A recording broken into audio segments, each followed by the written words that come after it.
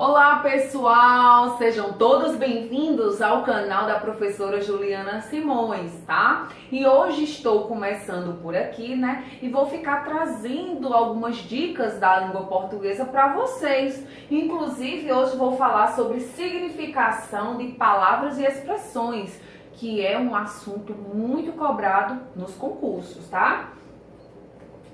Então, olha, o significado das palavras é estudado pela semântica, né? Que é um ramo da linguística que estuda o sentido das palavras, frases e textos de uma língua. Nesse caso, a nossa língua portuguesa, tá? E hoje a gente vai ver um pouquinho, né, de denotação, conotação, antônimo e sinônimo, homônimos e parônimos, ambiguidade, polissemia, monossemia, certo? Hiperonímia e hiponímia. Olha, vamos começar falando sobre denotação. E o que é denotação, né? A denotação é o sentido literal da palavra ou expressão. Ela não precisa do contexto para que você compreenda. Tem o mesmo sentido do dicionário, como ela normalmente é usada. Então, tá dizendo aí, né, que ela não vai ser modificado o sentido dela em nenhuma frase, em nenhum texto. Certo? Ela permanece da mesma forma. Então, eu coloquei um exemplo aqui. A cobra picou a menina. Certo? A gente entendeu que a menina foi picada pela cobra, não é isso? Então, o sentido da denotação, ele é próprio, não modifica. Já na conotação, diz o seguinte, que neste contexto pode mudar o sentido literal, né, da palavra ou expressão. Quando a palavra é usada de modo criativo, ela aumenta as possibilidades de interpretações. Vamos observar aqui o exemplo. A Raquel é uma flor de menina. Olha, a Raquel é uma flor. Quando eu coloco isso em um exemplo, eu estou querendo dizer o quê? Que Raquel é uma menina meiga, né? É uma menina boa, uma menina legal. Então, por isso, eu usei o que na conotação? O sentido figurado, né? Então, a conotação é quando se tem, assim, o sentido figurado. E na denotação é o sentido próprio, não tem modificação, tá certo? Agora vamos falar de antônimos, né? Então, são palavras que possuem significados diferentes, ou seja, opostos, né? Então, temos exemplo aqui. Feliz e infeliz. Simpático e antipático, né? Se, por acaso, alguém perguntar a você qual o antônimo de feliz, você vai dizer o quê? Feliz, né? Porque é o contrário. E sinônimos. Sinônimos são palavras que possuem, né, os significados iguais ou semelhantes, tá? Então, coloquei alguns exemplos aqui. Carro e automóvel, né, são a mesma coisa. Comprido e longo, eu também estou querendo dizer a mesma coisa. Inteiro, completo, né?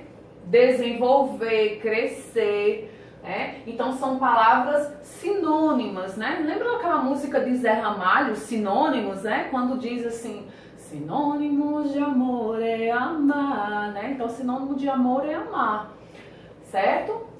Sinônimos também é muito importante, porque se utiliza muito quando você quer retomar em um texto, para você não ficar repetindo só aquela palavra, então você vai buscar os sinônimos, né? Para não acontecer a repetição, se utiliza muito os sinônimos, né? Então, entenderam? Beleza! Vamos para os homônimos, tá? Então, homônimos são palavras com escrita ou pronúncia, né, iguais, mas significado diferente. Então, observe. Temos aí caminho como itinerário e caminho do verbo caminhar. Então, quando eu digo caminho itinerário, é o caminho que você faz, né, geralmente todos os dias, né, para algum lugar, e aquilo se transforma em seu itinerário. E caminho, né, do verbo caminhar, né, eu estou caminhando, certo? E rio, como curso de água, né, o rio lá, e o rio do verbo rir, né, eu rio. Então temos aqui tipos de homônimos. Temos os homônimos perfeitos, os homógrafos e os homófonos. Os homônimos perfeitos, né? A gente acabou de dar um exemplo, e aqui temos outro, né? Por exemplo, tem a mesma grafia e som, mas com significado diferente. Cedo, que aqui no caso é com antecedência, né? Antes. E cedo do verbo ceder, né? Eu cedo algo, né? A alguém. Os homônimos homógrafos tem a mesma grafia e som diferente e com significados diferentes. Exemplo, temos aqui, você olha e diz assim, tem duas palavras, né? Apoio. Mas uma é apoio, né? De suporte, né? Está apoiando, né? Por exemplo, uma câmera lá em cima de um livro, né? Então ali é um apoio para o celular ficar. E aqui do apoio, né, do verbo apoiar, certo?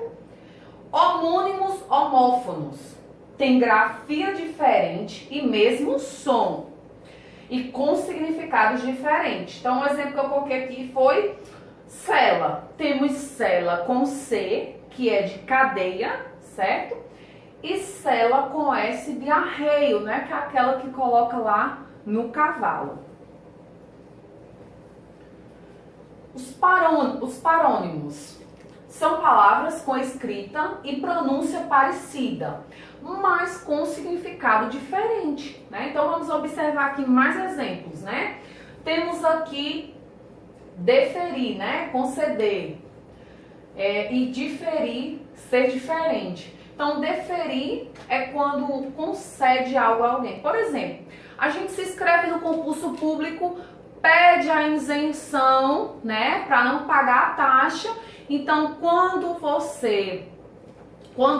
sua isenção é aceita, você está o quê? Deferido, né? Então, foi concedida a isenção para você. Então, vem de deferir. E diferir é ser diferente, tá? Então, temos discriminar, que é especificar, né? Especificar algo. E discriminar, que é inocentar, né? Nossa língua portuguesa, olha, é belíssima, profunda, né? Por isso que a gente tem que sempre estar estudando, né? Se atualizando, que é muito importante. Temos ambiguidade. Então, o que é, professora, ambiguidade? Ela é conhecida também como anfibologia, né? Que é a mesma coisa de ambiguidade. E ela ocorre quando o texto não está claro, dando uma duplicidade de sentido das palavras e expressões do texto, tá? E a ambiguidade, ela é considerada também um vício de linguagem, né? E o que é o vício de linguagem? São desvios das normas gramaticais que atrapalham a comunicação do pensamento e normalmente ocorre por descuido, né? Ou desconhecimento da norma culta, né? Da gramática. Temos exemplo aqui de ambiguidade, né? Quando acontece isso. A menina disse à colega que sua mãe havia chegado. Mas quem foi a mãe? Quem foi? A mãe dela ou a mãe da colega, né? Então aí não deu para entender bem. Então houve a ambiguidade porque deu um duplo sentido aí, tá? Também, o pai pediu ao filho que arrumasse o seu quarto. Então, qual quarto é para arrumar? O do filho ou do pai? Então, mais uma vez, né, aconteceu a ambiguidade, a duplicidade dos sentidos, né? Então, fica confuso, não fica aquela coisa assim, né, clara, né? Então, a ambiguidade é isso, deixa a dúvida também.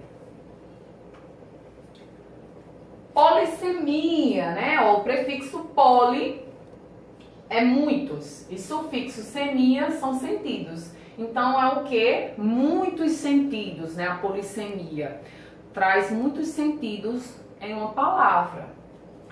É uma palavra ou expressão, tem muitos significados, geralmente é da mesma classe gramatical, mesmo campo semântico ou são relacionados entre si. Eu coloquei aqui só um exemplo, né? Letra. E a letra, dependendo do contexto, né? Pode ter vários sentidos, né? Então coloquei aqui duas frases. João de Barro, que escreveu a letra da música Carinhoso. E a letra inicial de Maria é M.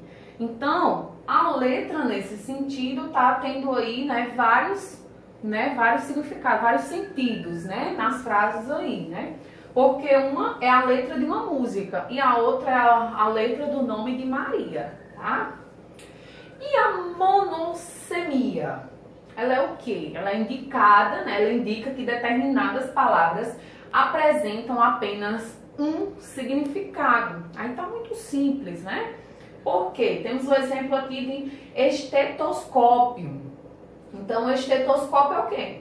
É um instrumento médico, não é isso? Não tem como dar outro sentido a essa palavra. A gente sabe que é um instrumento do médico. Porcelana é um produto cerâmico. Então, também é outro, por isso que ela é monossemia, porque só tem, um significado para ela, certo? Agora vamos para hiperonímia e hiponímia, certo? Hiper, a gente já tira aqui o quê? Que é muito, superior, e hipo, lá embaixo, não é isso? Mas vamos entender melhor aqui dentro da língua portuguesa, tá? Então, a hiperonímia é representada por aquelas palavras que dão ideia de um todo. Ou seja, um significado mais abrangente, mais amplo. Então, o hiperônimo é uma palavra superior, pois permitem a formação de subclasses relacionadas a ele, certo? Então, vamos lá. A hiponímia é representada por aquelas palavras que dão a ideia de uma parte de um todo, tendo um sentido mais restrito, certo? Por isso é considerada uma palavra inferior, pois ela se originou de outra. Então, o hipônimo seriam as palavras da subclasse do hiperônimo, entendeu? Então, nós temos a hiperonímia e a hiponímia, Então, a hiponímia vai surgindo, através aí da hiperonímia. Vamos ver aqui uma imagem que eu coloquei aqui no slide, Desse lado nós temos a hiperonímia e aqui a hiponímia. Quando ele diz que a hiperonímia é um sentido mais abrangente, é mesmo, porque a gente, olha, quando se refere a país, tá falando num sentido mais amplo, País, que país, Pode ser qualquer um. Mas quando eu venho para a hiponímia, eu cito, Brasil, Argentina, Itália. Por isso que fala que a hiponímia é subclasse, do hiperônimo. E é isso mesmo, Porque vai surgindo através deles. Temos aqui animais. Animais são um sentido abrangente, mas a gente vem para a hiponímia e a gente mostra, que temos cavalo, porco, hiena, elefante. Da mesma forma, aqui, veículos pode ser carro, caminhão, moto e ônibus. Ferramenta, hiperonímia, certo? Um sentido mais abrangente. Ferramentas pode ser uma chave de fenda, um martelo. Cor, hiperonímia. Aí na hiponímia a gente tem o quê? Rosa, amarelo, azul, verde. Deu para vocês entenderem, compreenderem, que a hiperonímia é um sentido mais amplo, E a hiponímia é um sentido mais restrito, Mais, diria assim, especificando, tá bom? Então, lembrando, nossa aula de hoje, não é? Significação de palavras e expressões, tá? Se você gostou, não esquece de se inscrever no canal e ativa o sininho, que é muito importante, porque nas próximas aulas, que eu postar, vocês já vão receber a notificação, tá bom? Então, um abraço, tchau, tchau!